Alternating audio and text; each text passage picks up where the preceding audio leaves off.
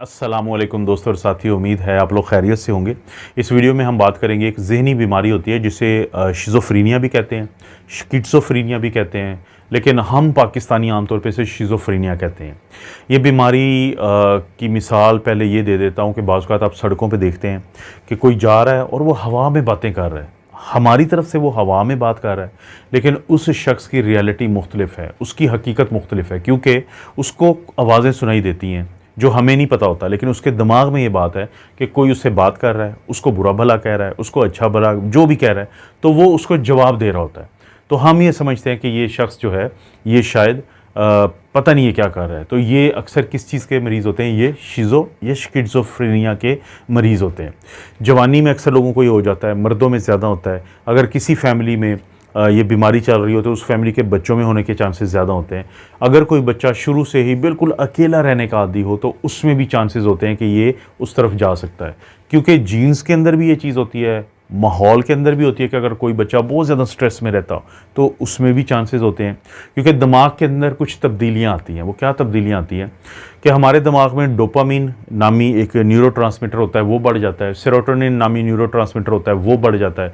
हमारे दिमाग का एक हिस्सा होता है जिसको हम मीज़ोलिम्बिक पार्ट कहते हैं, उसमें तब्दीलियाँ आती हैं, वो थोड़ा छोटा हो जाता है। इसी तरह से जो अब तो देखिए नया दौर है, MRI किए जाते हैं, तो उससे पता चलता है, फंक्शनल MRI एक चीज़ है कि जो दिमाग का सामने का हिस्सा होता है जिसको फ्रंटल लोब कहते हैं, तो उसमें कुछ तब्दीलियाँ आई हुई होती हैं, वो थोड़ा छोटा हुआ होता है, तो जिसकी वजह से इस तरफ जाने की टेंडेंसी ज़्यादा होती है। शिज़ोफ्रेनिया दवाई देने से इलाज हो जाता है, तो इसलिए इसको पकड़ना ज़रूरी है, इसकी तशख़ीस ज़रूरी है। तशख़ीस कैसे पता चलता है? देखें, कुछ होती हैं पॉजिटिव सिम्टम, कुछ होती हैं नेगेटिव सिम्टम। हम दोनों की बात करेंगे, जिसको देखते हुए डॉक्टर तशख़ीस कर लेता है कि आपके घर में या आपके मोहल्ले में कोई शिज़ोफ्रेनिया या स्किज़ोफ्रेनिया का मरीज़ है कि नहीं। पॉजिटिव सिम्टम क्या होते हैं? उसको हम कहते हैं साइकोसिस। यही वजह है कि जो इसका इलाज होता है उन दवाइयों को हम कहते हैं एंटी साइकोटिक। साइकोसिस क्या होता है?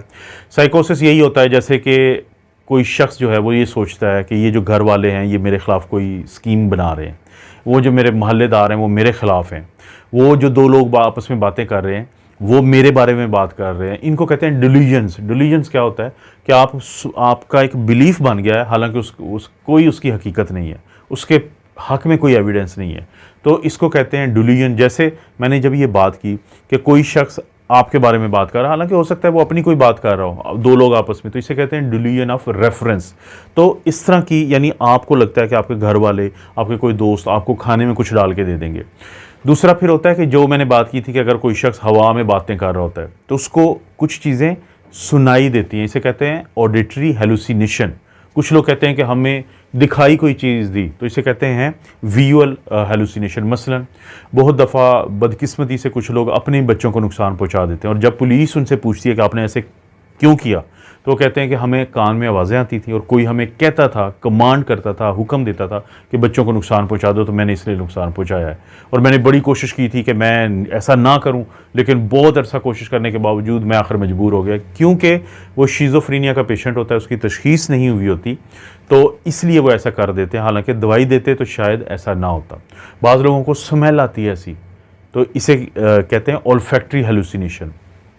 तो डिल्यूजन होता है, हेलुसिनेशन होता है, और इल्यूजन एक चीज़ है, वो आम सी बात है कि ये लोग जब गली में जाएंगे तो अगर कहीं पे कपड़ा लहरा रहा है तो इनको होगा कि आगे कोई बंदा खड़ा है जो हमें मारेगा, ये सारी चीज़ें, इन्हें कहते हैं पॉजिटिव सिम्टम। अब नेगेटिव सिम्टम क्या होती है? नेगेटिव सिम्टम ये होती हैं कि एक शख्स है, पहले वो जाता था फंक्शंस में भी, अपनी फैमिली के साथ बाहर निकलता था, बच्चों की खुशी में खुश होता था, बाकी चीज़ों में, लेकिन अब आहिस्ता आहिस्ता उसने ये एक्टिविटीज़ छोड़ दी हैं।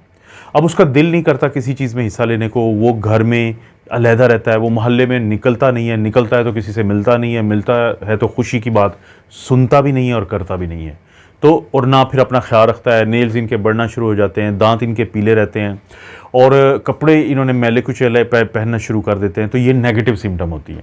तो पॉजिटिव और नेगेटिव सिम्टम को मिला के डॉक्टर तशख़ीस करता है, और एक दफ़ा तशख़ीस हो जाए तो फिर जो दवाइयाँ दी जाती हैं उनको हम एंटी साइकोटिक कहते हैं। एक फ़र्स्ट जनरेशन भी होती है और एक सेकंड जनरेशन भी, और आजकल सेकंड जनरेशन ज़्यादा इस्तेमाल होती है।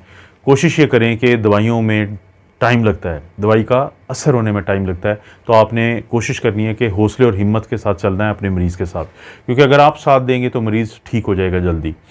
जैसे बड़ी मशहूर है क्लोज़ापिन, एक दवाई दी जाती है। इनके कुछ साइड इफ़ेक्ट भी होते हैं। कोशिश करें अगर आपको दवाई दी गई है और उसके बाद कोई साइड इफ़ेक्ट आता है, कोई गर्दन में दर्द शुरू हो जाता है, आपके मरीज़ के गर्दन एक तरफ होना शुरू हो जाती है, जिनको एक्स्ट्रा पिरामिडल सिम्टम्स कहते हैं, तो अपने डॉक्टर से दोबारा बात करें, वो उसमें कोई चीज़ शामिल कर देगा दवाई में, ताकि साइड इफ़ेक्ट कम से कम आए। शिज़ोफ्रेनिया का इलाज बहुत ज़रूरी है। का इलाज से ज़्यादा तशख़ीस ज़रूरी है। तशख़ीस से ज़्यादा ये एहसास ज़रूरी है कि सड़कों पे रुलने वाले ये लोग जो हैं एक ज़हनी बीमारी का शिकार हैं। इनकी बदकिस्मती नहीं होनी चाहिए, बल्कि जैसे शुगर का मरीज़ है, ब्लड प्रेशर का मरीज़ है, आप उसको डॉक्टर के पास लेके जाते हैं ना, ऐसे मरीज़ों को भी कहीं ना कहीं पे ज़हनी अमराज के अस्पताल में ज़रूर पहुंचा दें, आगे वो खुद इनका इलाज कर लेंगे। आपको पता है दोस्तों, इस चैनल पे इस तरह की वीडियोस मिलती रहती हैं। वीडियो को लाइक करें, चैनल को सब्सक्राइब करें। कोई वीडियो अच्छी लगती है तो दोस्तों रिश्तेदारों से शेयर के ऑप्शन से ज़रूर शेयर कर दें। आप अपना और अपनी फैमिली का ख्याल रखें। अल्लाह ताला आपको और आपकी फैमिली को हर किस्म की बुराई, बीमारी और आजमाइश से महफूज रखें।